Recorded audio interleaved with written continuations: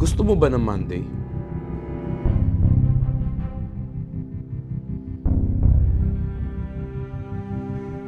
Tulad ng milyon-milyong mga tao ngayong Sunday ng gabi, sira-ulo lang ang sasagot ng oo. But let's be honest here.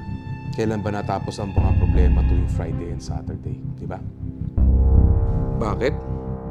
Tuwing Monday, magsisimula na naman ang mga problema. Mga problema na hindi natapos nung Friday at Saturday! Kung may piso ako sa bawat marinig ko na tapos na yan mamaya, kaya yan. Milyonaryo na ako. Bukas, papasok ka sa trabaho ulit. Para saan?